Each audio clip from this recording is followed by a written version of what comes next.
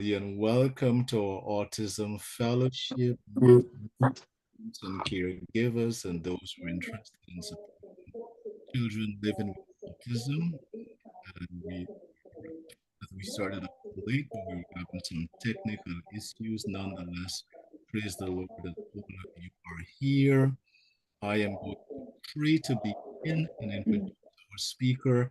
And for those of you who are just joining us, Dr. Marcel Sargent, who was our previous presenter, is here with us. He's extended apologies for not sending off the presentations to those of you he promised because he was quite busy, very, very busy. But thank God he's here with us this evening.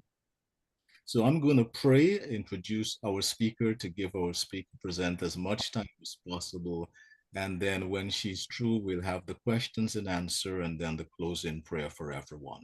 Shall we pray? Father, thank you for life, for the gospel of our Lord and Savior Jesus Christ, and for this Easter weekend that reminds us that our God is alive, Jesus is alive and well, and was victorious and continues to be victorious in the great controversy. Because of that, we have the assurance that someday soon we will see him, and what a glorious day that will be. Thank you for all of those who have joined us tonight online. We ask that you'll be with us, present in a special way and guide her presentation. We surrender the meeting into your wonderful hands in Jesus' name. Amen. Again, welcome everyone, and our presenter tonight is none other than Dr. Nelita Trotman Elliott. He is the Clinical Research Coordinator, Spark Atlanta, Emory University School of Medicine, Marcus Autism Center, the Children's Healthcare of Atlanta. She is well qualified to speak on this subject from both sides of the subject. She knows what it is to be in a household living with autism. Two of her children, and she will speak more to that, are currently having that experience. We're glad that she's consented to be with us. We're happy Dr. Sargent, our previous presenters here, and her dad, who used to be my union president and still is my friend, Elder Jansen Trotman, or Jansen, some people say Trotman, is here with us online. Doc, welcome to our Autism Fellowship of the Ontario Conference and others who have joined us. We have Amelie all the way from Mauritius in the Pacific Ocean is here with us tonight, and others. Please go ahead, the time is yours. Share with us, you have approximately 40 minutes of presentation time. Thank you. Okay, thank you so much, Dr. Chichester, for this honor. I was thinking about it as I was planning what I wanted to share and join with you all about, and I realized I don't think I've ever given a talk like this before, and I'm really thankful to you, Pastor Chichester.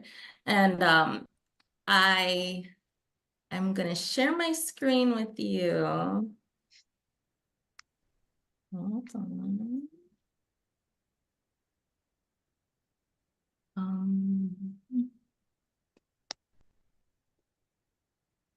Okay.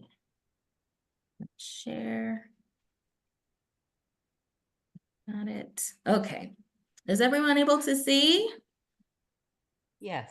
Okay. Are you seeing the main slide or the whole slide deck? Just one slide at a time? Presenter view. Presenter view. You're seeing presenter view? 5 things your child and loved one, an autism. Why am I here? Yeah. Okay. Okay. Let me see if it can just show you the slides really quickly. I think I changed the setting just now. Please bear with me. That's what I want.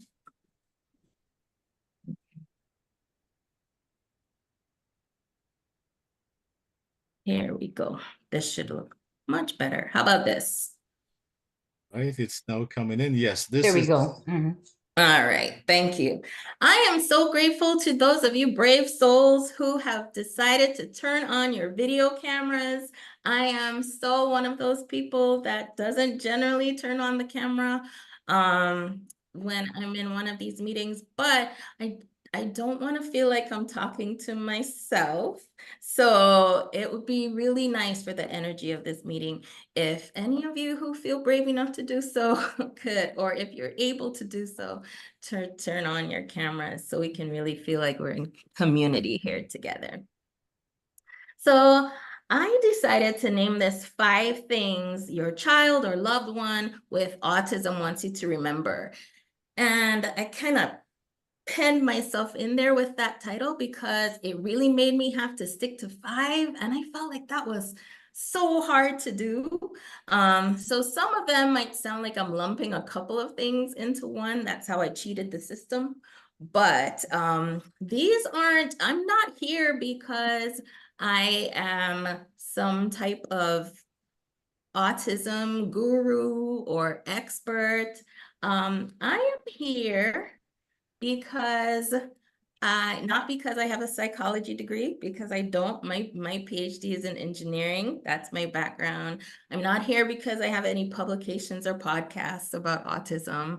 But I am here because of my lived experience with autism that I feel has put me on this path to learn so much about it and to have logged thousands probably of hours of time learning about it and studying about it. And most recently, I've been able to work at a huge autism center here in Atlanta. And that has been, it feels like a gift because I'm surrounded by all these people who really are experts in the field and who have been able to help me quite a bit. And I found out that they actually need me just as much as I need them because I'm the one with the lived experience. So thank you so much for hearing me out today. I wanted to find out, hold on, I went backwards. My computer is a little bit slow, but that's okay. We love it anyway.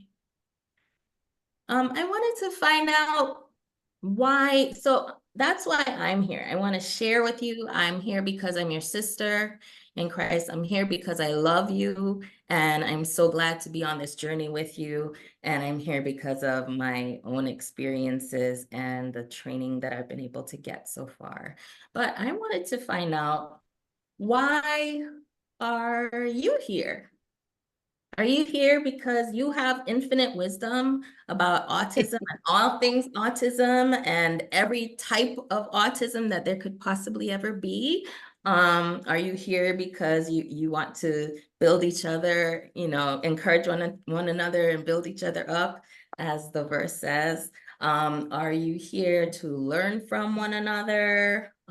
Or maybe look around and see who among us is truly clueless about this whole thing? Or are you here to be honest and vulnerable in a safe space? And so I say this is a safe space because in this type of support group setting, we're here sharing our very personal experiences, some of us, and we're not doing that to receive any type of rating or judgment or praise or anything. We're just doing it to help each other. Maybe you'll find out something that someone else says that just kind of ignites a spark for you or gives you some ideas. So I really want you to come with your as much vulnerability as you feel safe to do. And we will all respect what we have to say, and what we discuss here will stay here. So you are safe. I wanted to find out from you, and I'm going to ask Dr. Chichester if you could please help me monitor the chat, because I don't think I could manage that level of multitasking. But I want to find out from you, when did you first notice that something was different? When did you first notice? You can put it in the chat, or you can raise your hand, or you can just unmute yourself and dive right in. Is this Lisa? Yes. You were asking, what are your interests in autism? And I recently, well, in the last 2 years after COVID, I picked up a part-time job working for the YMCA daycares. And I'm dealing with a lot of autistic children. And I really need prayer. And I really realized I don't know enough with the children and how to help them. And I think some of the daycare workers, when I watch them, they're so stressed out themselves. I don't think they're always handling it the best way. Yeah. So that's why I'm listening in. Oh, they are so blessed to have you. The fact Oh, that thank just you. want to know more, because you know better, you do better, and you're gonna find if you're human like I am, I think we're all gonna Yes. think about things that we reflect on, and we say, man, I could have done that differently, and the outcome might have been so different. But you do Yes. better and you do better. So we'll all Yes. feel encouraged, and yeah, they're really lucky to have, blessed to have you. Thank you. And hopefully you'll be able to take some of what you learn back.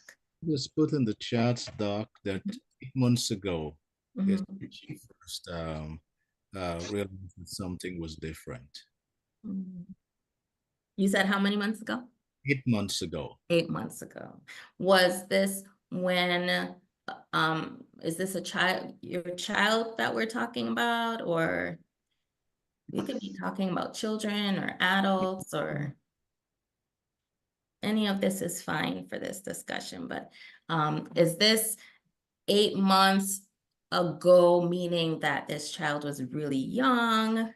And when you notice something was different, even if this isn't your child, but like in Lisa's case, maybe a child that you worked with, like if you noticed something different, what was it that seemed different to you? We also Oh, I have, see a hand raised. yes, Yes. Emily, go right ahead. Yes. Thank you. Hi, everyone. Hi. So my name is Amel. I'm from Mauritius Island. So Oh, hello. it's really far from you guys. Yes. And I wanted to say that for me, my son Raphael, so by God's grace, he will be 15 this year. And we moved where we are currently now to look after my grandma, who was 95, I think, back then. And yeah, it is really when we moved, he was around 7. So he was born with Down syndrome. But when we moved here, he started going around a table 7 days a week, 24 hours a day. He would just do that on, and he would keep on turning around the table. And I had never noticed any sign of autism before, and I wasn't even sure. But because of that, I spent, I think, a week not sleeping with him, and he stopped talking altogether. It's like all the skills he had acquired was like a regressive autism. He kind of lost all the skills he had acquired. And we don't have children, neuropsychiatrists or people really specialized in autism in Mauritius, or a child psychiatrist. There was only one back then who had studied in Ireland, but since then he's back. He went back to Ireland, and he's the one I took a video recording. I went to see him because I couldn't understand what was wrong with him, and he said, "Well, you should consider that your child has autism." So this is when I really found out around, I think, the age of 7, I think. Thank you. Thanks for sharing. When I hear these moms talk about their teenagers, I have such reverence, because you have to understand the level of connectedness and intuition, and to be able to pursue information like this all those years ago. Because even as little as 2 years ago, I feel like the difference is so vast. So I have such tremendous respect and that was very smart to, show the videos. This is what I'm seeing. And getting an evaluation can be so difficult depending on where you are. Getting support can be so difficult depending on where you are. So I am going to share one book that I really like, that I want you all to check out if you haven't already. And that's, I find, a really good place to start with, just knowing, how am I supposed to be? How do we be? together. So thank you for sharing. I wanted to, so let's look at the first one. Look, And yes? the persons responded in the chat. Almond, not the milestones, but lining things up at 10 months. Wow. Michael added to her chat, my son is now 23 years old. So Hey, wow, another warrior who, wow, got it figured out so long ago. That's amazing. Is there anyone else from the chat who? not at this point in time. Okay, okay. Well, I should probably share mine. For my first son, Miles, he's 10 years old now. He was actually born 6 weeks premature. And that was the main focus of our concern. I'll never forget one of the nurses in the neonatal intensive care unit. She told me, you know, this kid, there's just something really different about him. I'm excited to see what he'll be like when he's all grown up. And I agreed. One thing I noticed was, you know how babies are super cuddly and they put their head on your shoulder? I noticed my baby was always looking around and observing, and never, even if he was tired, did he seem to just rest into my body and just put his head on my shoulder. He wouldn't sleep in my arms, for example, and he wouldn't nap, and he was up most of the night. And I thought, well, he must have inherited the Trotman genes for poor sleeping. So we tried everything. I became a sleep expert for everyone else but my own child. So I would say that I didn't think anything of it, but I just thought, oh, you know, this is different. I guess kids are different. And then for him, he was very much fascinated with music and musical instruments. And so he was very verbal very early, and he could name probably 200 instruments by the time he was 2. I mean, even some obscure instrument that no one's ever heard of. And, you know, he was like, this is a flugelhorn, and this one's a trumpet, and this one's a cornet, you know, distinguishing between instruments that aren't all that different to the rest of us. And if we gave him a toy, he would turn it into an instrument. Like, oh, I can make this look like a guitar, or I can make this look like. And I thought, wow, I talked to his pediatrician. He was about 1.5 years, maybe 2. And I said, is it okay that he doesn't ever play with any toys? Like, we don't even buy toys at all. Really all he cares about is instruments. And the doctor was like, yeah, it's fine. And so I just thought, okay, he's just found his passion really early. But over the years, I began to see that he was having some struggles with emotional regulation. And he actually at one point told me, he's like, I need help. I need help. And that began the whole several years. He wasn't diagnosed until he was 7, which is kind of late considering I was suspicious since he was 2. But it was difficult to get anyone to take me seriously. Of course, by the time we got the evaluation, the psychologists who did the assessment, they didn't have any doubts in their minds. But yeah, so I thank God, really. I think it's only by God's grace that we were able to figure it out, because the problem was he was making eye contact and talking and holding conversations, and there wasn't anything that was stereotypical going on. And then for my second child, Miles. Okay, but Miles, I'm having a talk. This is he right now. He's all grown up. He's definitely not looking like a preemie anymore. Did you want to say hello? He's waving hello, and he's running away. So yeah, he just lights up our lives. Then with our second child, we waited 5 years before having another child, because we were like, wow, this parenting thing is really intense. And so we had a child, and by that point, you know, I'm a veritable expert on the topic, in my own opinion. And so I thought, interesting, you know, he is uncomfortable a lot and he makes a lot of high-pitched sounds all day long. And he would say words similar to what you said. Is it pronounced ama? Okay, similar to what you said, there was the losing of the language. And I thought that was interesting, and there was a lot of echoing. And so that was something that I talked to the doctor about, who again was like, well, you know, he makes great eye contact. So, but this time, because we had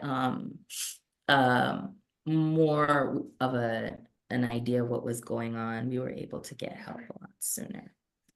So that's our backstory. And I have absolutely fallen in love with the topic of autism. I've fallen in love with my children. And Miles, I think you might have to stay. Miles. Until you're done. You're not, okay. He says he's not going to his room until I'm done talking. And that's a classic example. When you have a loved one or a child who is autistic, then you need to prepare yourself for the unexpected, because they're not trying to fit into any type of mold. They're not looking at society and saying, oh, this is how I should be walking and talking and acting. This is him all day, every day. He's going to be this way here. He's going to be this way at Target, the store, you know, he's going to be this way at Walmart or at church. There is an authenticity that's really special. So going into the first one, and I ran all of these by Miles, that's my older son, to make sure that I was sharing sensible things. And so this is the first one. Let's see if it's, for some reason, my computer just, okay. I do care. I just might not show it the way others do.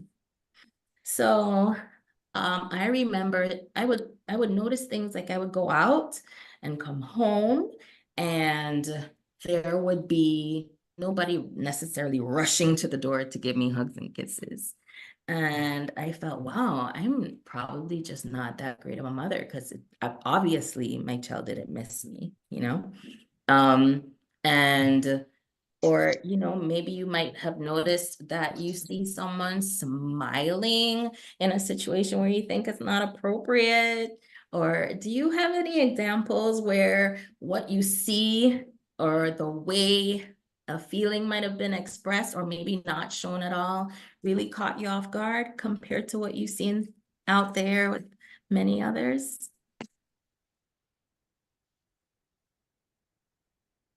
Yes. Yes. Me, I think Raphael, sometimes when people get hurt or when he will laugh. Yes. So it's totally Yes. unexpected, not a normal, typical reaction, but yes. People do not understand, certainly do not understand. That's why I love these kinds of meetings, because then we realize that, wow, there is always going to be somebody who's thinking like, wow, I can completely relate to that. I remember scolding Miles once because he laughed, and it took me a while to learn. He had to explain to me, it's not that I wanted to laugh. I'm upset that they're hurt. You think you remember? He says he thinks he remembers that. So he had to explain that to me, like, Mom, you know, I'm doing the best I can, but I might do things differently. So it may not look the way that you expected to. It may not be that hugs are the way that this loved one of yours wants to show affection. There might be another way that they want to show that they love you. It might not be that they stay in the room when you're talking to them. You might be talking and they might walk away while you're mid-sentence. That doesn't mean that they don't care. It just means something else caught their attention and it's gone, you know, and there's nothing that says in their mind, oh, I really ought to stay here so that people will know that I'm interested in what they're saying. But there is this idea, this misconception that people with autism don't have empathy. But I think many of you probably have noticed or experienced this in your interactions with people on the spectrum, as many of them are extremely sensitive, extremely compassionate, extremely caring. So is it that they really don't have empathy in the sense of not caring, or is it more the lack of empathy in the sense of not giving that predictable response that we're looking for? So don't assume that because it doesn't look like they're listening, that you can talk about them like they're not there. You know, don't assume that because this kid is spinning around and making high-pitched noises that they don't care that it might be hurting your ears. You know, they do care. We just might have to communicate differently and be patient and just look for those pearls, and you'll find the pearls that show you, oh, this is how this person shows me that they care. Because of course they care. Of course they care. Something else I thought of, was I really like this quote, because I think a lot of times, especially people on the spectrum, end up being forced to show their love a certain way, or forced to act a way that may seem more socially typical. But I love what this author, Claire Lazebnik, said. She said, don't think there's a different, better child hiding behind the autism. This is your child. Love the child in front of you. That's your child. It's not your child behind some kind of autism fog, and you just have to clear the fog and put the puzzle pieces together. I don't know if you've noticed, you know, people like to use that image of the puzzle pieces, but it's not. But don't take that to mean that, okay, once I figure out the puzzle, then I'll be able to see the real picture of my child. The child you'd be missing out is right in front of you. So the first thing we said was, I do care. I do care. I just might not show it the way that you might expect. This one is important as well. I'm the only one in my body. And I have to say, as a parent, this area is probably one of the areas that I have had the toughest time acknowledging, respecting, I'm not sure. From maybe if we're somewhere and someone that I know very well is saying hello, but maybe my child stiffens up and turns their back. It might be instinctive to say, well, no, turn around and say hi and wave or give this person a hug, but they're the only ones in their bodies.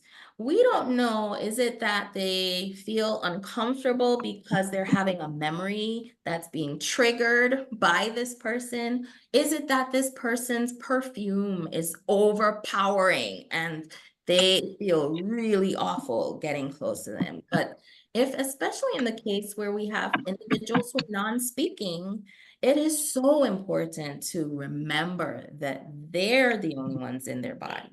So we can't tell them, of course I used to do this with Miles. Of course you'll like going down the slide. Look, all the kids are going down the slides. That's what we do when we're at the playground. Slides, swings, that's what this is.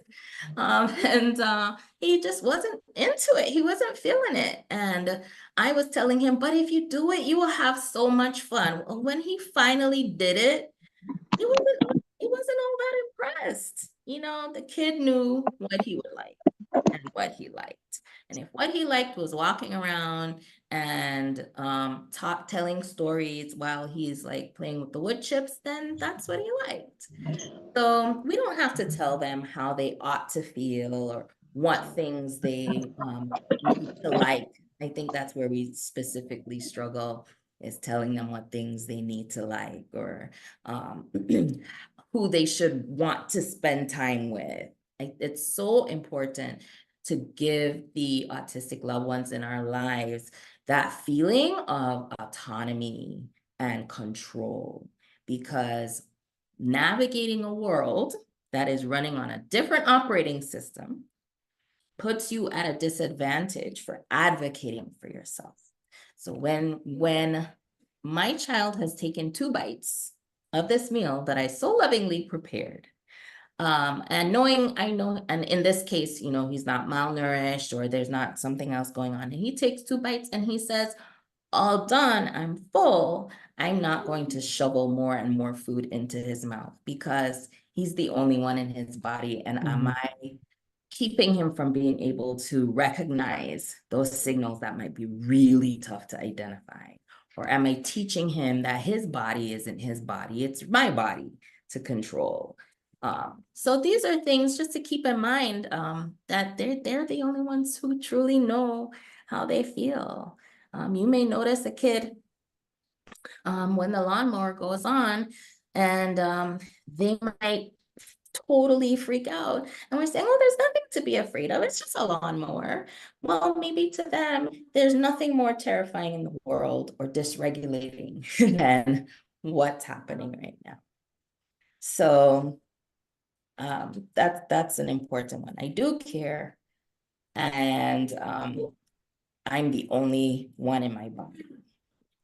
Then I have this one came verbatim from Miles, who is probably still listening to make sure I get it right. And he says this all the time to me: be gentle, be gentle. Even in the times where I think I'm being gentle, I think he would still say, I could stand to be more gentle. And he, I look back and I think about what are the things that made me respond to things that he would do a certain way. And even now, I do things sometimes, I think, because I don't want people to think I'm a bad parent or I'm a permissive parent. One time, my younger child was having a really tough time. We had visited a big, bright store for the first time, and he was just losing it by the time we were leaving. And I sat there on the floor with him as he was going through what he was going through, just reminding him, I'm here, I'm with you, you're safe.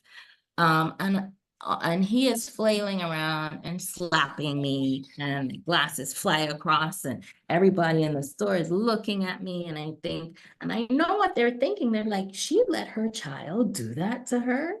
But they don't know that in that moment, he is completely terrified and dysregulated. And we can talk about being gentle and not slapping mommy. We can tackle that. But in that moment, the thing that's going to reach him most is my being gentle, my staying calm. That will help him to regulate himself. And it's been an exercise in humility. Does anybody have anything to share along those lines? Just, you can interrupt at any point in time if you have something to say, or Pastor Chichester, if you see anything in the chats, then please let me know. But it makes them feel safer. Dr. Barry Prezant wrote this book. I have it right next to me. My parents actually sent this to me, and it was shortly after Miles' diagnosis, called Uniquely Human. I got this book, I got the revised version, I got the audio version, because it's one of those things that just helps to just review and go over it. Nicely written. It's just a bunch of anecdotes, stories from his career as a speech language pathologist and psychologist. And he puts it best in this book in chapter 4. And he says that because of their neurological challenges, people with autism face tremendous obstacles of 3 kinds: trusting their body, trusting the world around them, and most challenging of all, trusting people. So this idea of trust is not innate to them. I see it over and over again. And it's not anything, not a reflection on how good of a parent or support person or caregiver you are. It's just not going to be an instinctive process. So one of the ways that that they can feel more safe is if there's control. And things feel more in control when people are gentle and predictable. So use pictures when you can. Speak in a gentle tone of voice. Their primary love language, as someone once said, is energy. There is a hand that was raised. Is this Amma? So whoever it is, would you please, you can go ahead and speak, because it did show that the hand was raised, but I don't see it anymore. Okay. It's me again. Just wanted to share about the being gentle, because for many, many years, so I'm a single mom, so I raised my kids by myself. And most parents in Mauritius who have people with intellectual disabilities in their families, they are usually single parents. And what I really struggled with is going to hypermarkets. We have big malls in Mauritius, and it can be very challenging in terms of senses and sensory overload and meltdown. So what happened with Raphael is that every time we would get in front of the hypermarket, but not even the hypermarket itself, like the center itself, the commercial mall, he would just stop and sit on the concrete. And obviously everyone would look at me like, everyone think you're a bad parent. This is very bad parenting because your child is just misbehaving. But he wouldn't go inside. So I had to learn the hard way that I had to be really, it's not that I'm usually very patient and calm by nature by the grace of God, but sometimes you're just so tired that I would tell him, no, Raphael, you've got to go inside. I need to buy groceries. Otherwise, we will not be able to eat. But it went on for many years. And every time I had to go back home, and it was a bit frustrating. Eventually, what happened is at one point, it happened again. And one day I told him, well, Raphael, I was very gentle, I think, that day. And I told him, well, French is our native language, so I told him in French, but if I had to translate, I told him, you're a bold and courageous young boy. And I went on repeating that to him, you're bold, you're brave, you're courageous. And nothing happened that day. But by God's grace, a couple of months after that, we went to another hypermarket and the cab driver was ready. He knew what happened all the time, so he wasn't standby. He said, do I stay because you usually come back with Raphael in the car because you cannot go in? And he wasn't standby. And by the grace of God, so there was the entrance of the mall. I saw Raphael walking in. I kept very quiet, didn't say anything. Then I said, okay, we'll see what happens when we reached the hypermarket itself. And I saw him walking past the door. I said, well, in my heart, I didn't say anything. I said, praise God. And I saw him walking inside the hypermarket. And afterwards, he said, see, Mom, I am bold and courageous. And I thought that was so, amazing. It was really encouraging. But because that day, by the grace of God, I was supportive and gentle, it really made a difference. So I can definitely back that up. Thank you. There are two other hands up. Thank you so much for sharing that. Sorry, Doc. There are two other hands. Okay, let's hear from, I think I saw Sherilyn's hand first. And then Eva. Hi, good evening. Hi. I have three nieces and nephew with autism. One of them, the bigger one, I remember when she's small, we would take her, and she always wanted us to raise her, and there was construction happening around the area where we were living. We didn't know that she had that issue, and she also had sight problem, and we didn't know, but she never wanted to walk, and she used to always cry, always sing. And then father was the only one that used to be gentle and raise her, because every one of us then I said, we like, you got to walk, and until when we get to understand, we felt very guilty for what we had did because we didn't know. And one day she said to us, she says, I am a visual person. even though she had eyesight problems, she said she's visual. When she see things, she grasps it. And something um, the other lady just said as I was waiting, preparing them ahead of time is so important because they have to take a time to get it. So if you're planning to do something or to change the room, I couldn't change the bed, the color of the bed sheet. If you change it when she comes, she didn't like that. So if you're changing the bed sheet, you have to make sure that you prep her, you tell her you're going to change the room.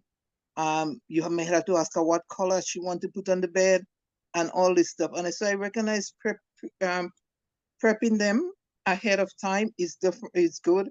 And every one of them are not the same.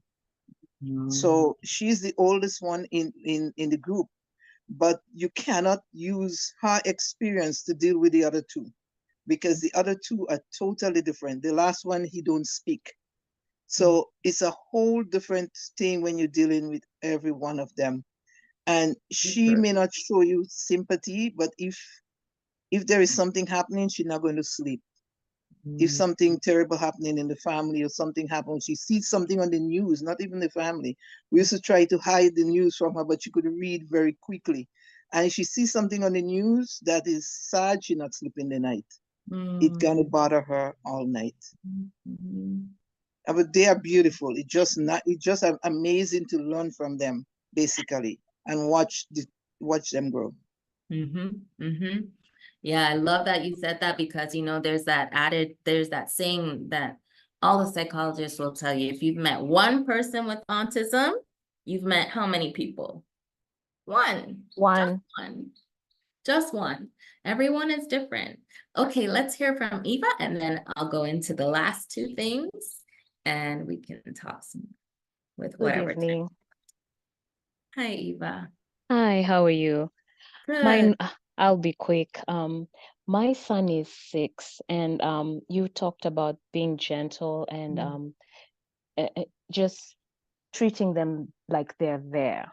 And I had to learn along the way, my husband and I, that he's nonverbal. So, you know, you can easily just tend to do things for him without letting him know, just, you know, grabbing him, let's go take a shower, without saying a word. But then we had to learn that he's there, he's human, he's there. He just, you need to do everything possible the same way you would do it for his brother, you just do it for him. So we've learned I can sit with him on the couch and have a conversation with him. I call it a conversation, even though I'm the only one speaking verbally. But he will look at me. He has really great eye contact. He's always had great eye contact. And he'll look at me and he's listening, and I'll just have a conversation with him and I'll tell him, you know, we're going to do this, we're going to do that, you know, just random conversations. And he's listening, he's looking at me. And to me, that I sense that he's listening to me and he understands me, even though he's not able to express himself in a way that I can understand him. And he kind of reads people. Like if we have a visitor coming in he's never met, he's never seen, he'll immediately leave the room. But then he'll periodically come every now and then, look at the person's face, walk away, look at the person's face, walk away. And for people who don't know him, like I said, they'll be like, oh, why isn't he saying hi? And my husband will immediately say, oh, no, he's saying hi to you. That's his way of saying hi to you. He's learning who you are. He's trying to gauge your energy so that he can know if this is where I need to be or this is not a place I need to be. And with him, if he doesn't want to be in a place, he doesn't want to be in a place. Emphasis on last Sabbath. We went there and we knew we're having a great Sabbath. But as soon as we got in there, we barely made it through the call to worship. And I had to text my husband because he was up front and told him, I'm headed home. I'll come pick you up later.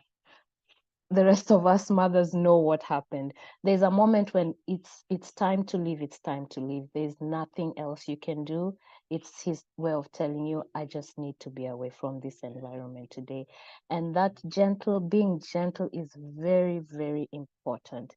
I always tell my warrior moms, just put his shoes on for a minute.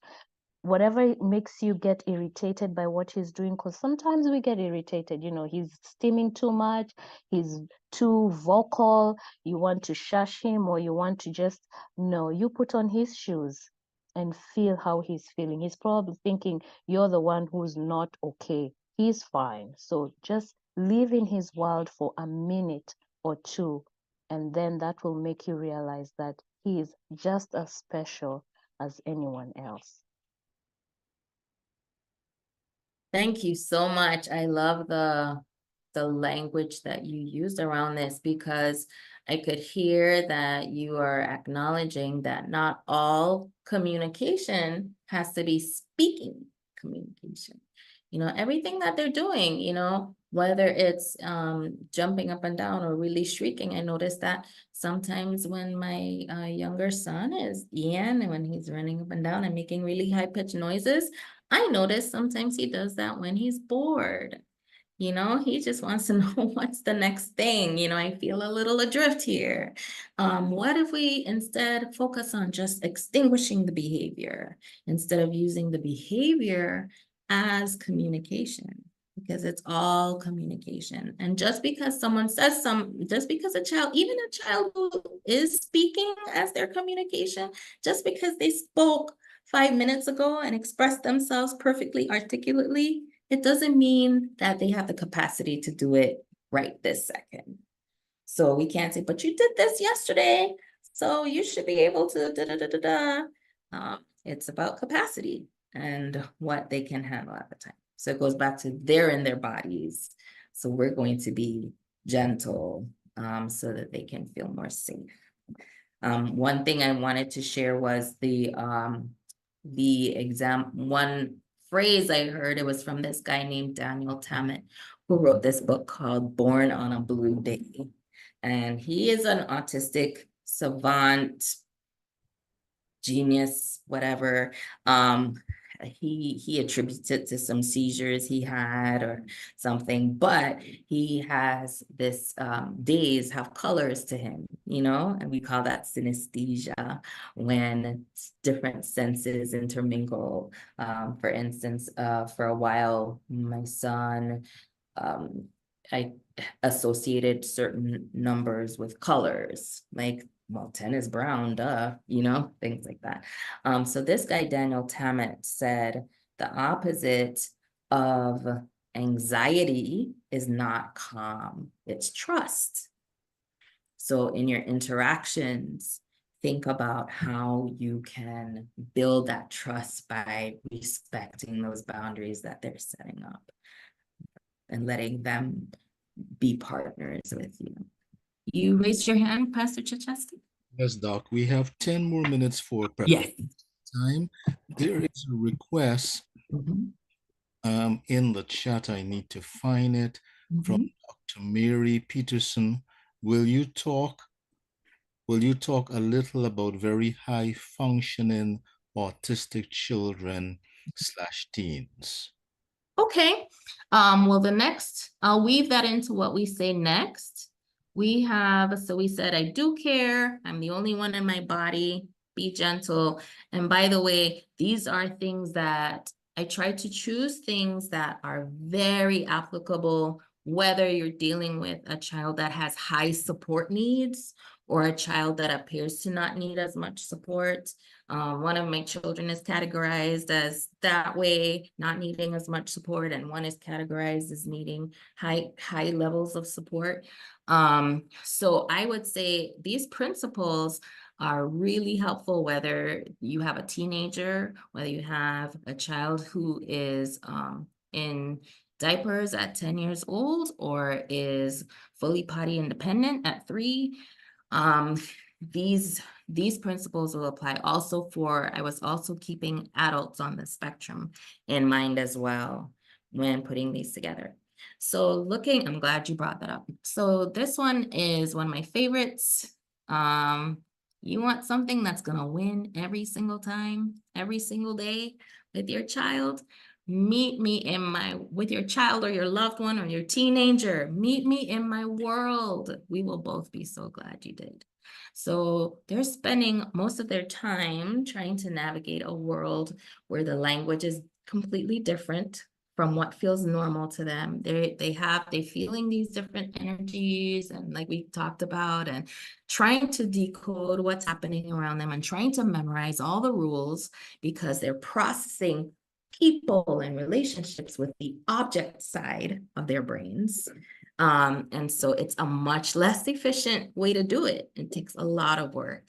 And if we take the time to just meet them where they are, because they're having to do what everyone else wants so much. We just get in there. What do they like? Is it for the one with a teenager, for instance, if it's a certain type of music and it's not harmful, but you just are really irritated by it, then maybe you can put in your noise canceling just to dampen the music a little and ask about it. Why do you like this artist so much? I notice you listen to them all the time. If they're non-speaking, and you notice that they really love staring at fans, you lie down on the floor and you stare up at the fans with them. Or if they like to draw, you draw with them. Get into their world, study them, see what really makes them excited. I asked my older son, I said, how did it make you feel when how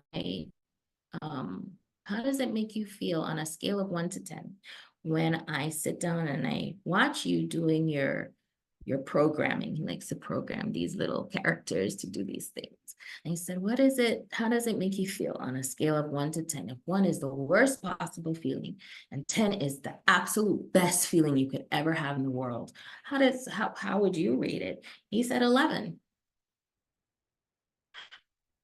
So let's aim for more 11s. Let's aim for more 11s. And with them, it's so easy to know what will get you that 11.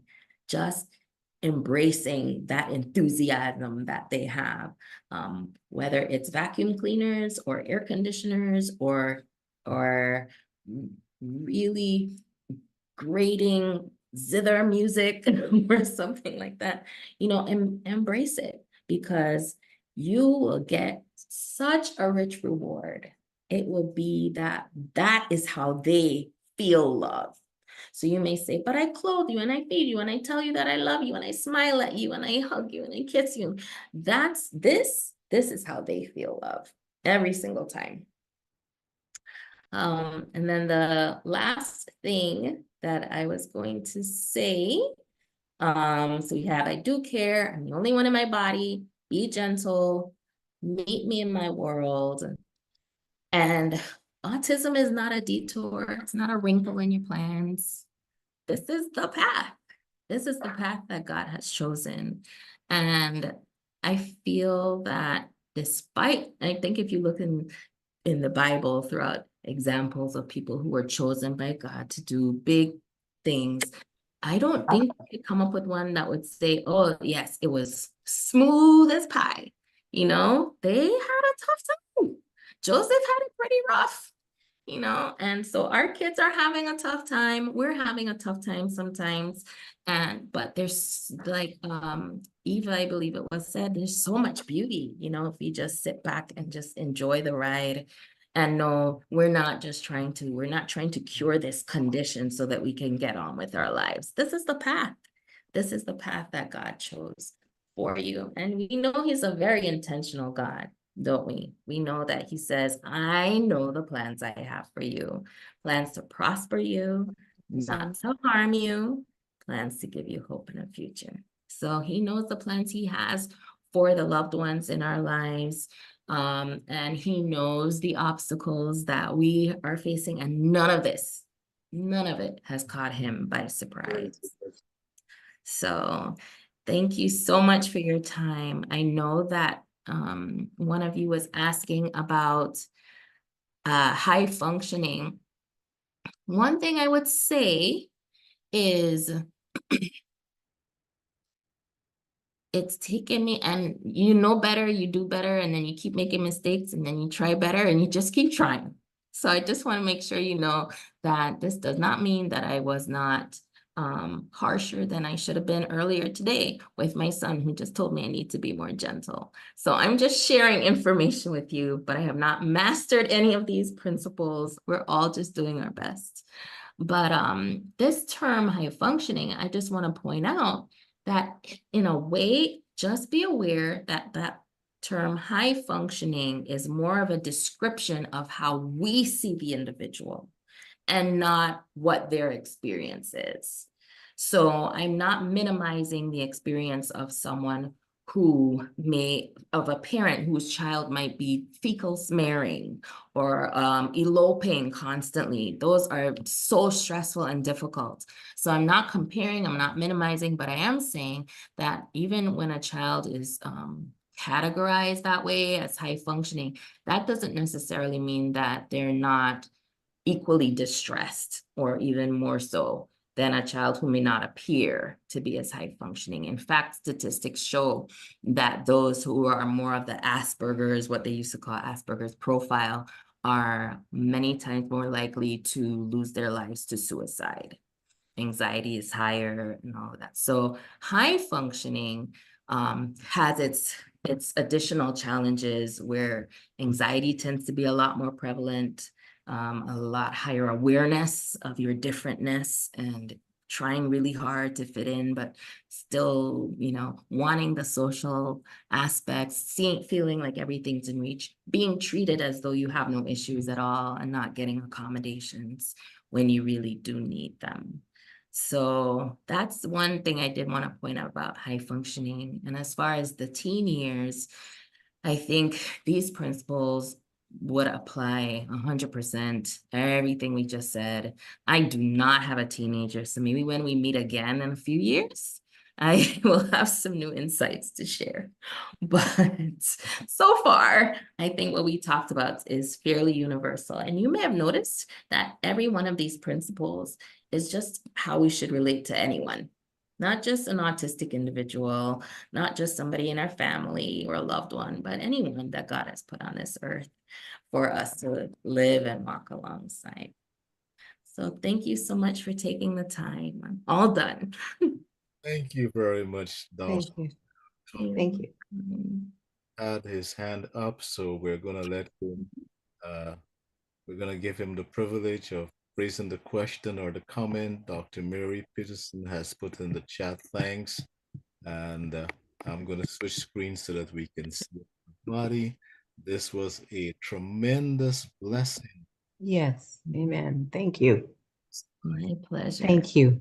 If you were blessed, please put it in the chat. Also put where you're from. I know Amel, and I hope I have it correct, is from all the way in Mauritius. I'm told generally there are some people here with us from Ohio, from New York. So wherever you are, put in the chat where you're from. We're happy to know where you're joining us from, whether here in Ontario, Canada, another province in Canada, or outside of Canada. We're just happy to have you. And at the same time, you can indicate by showing your hand, a clap or something, that this presentation was a tremendous blessing for you. Someone is all the way from my home country, Anna. Christine Ford, we're happy to have you here. Raquel is from Toronto. Thank you. Wow. Simonette is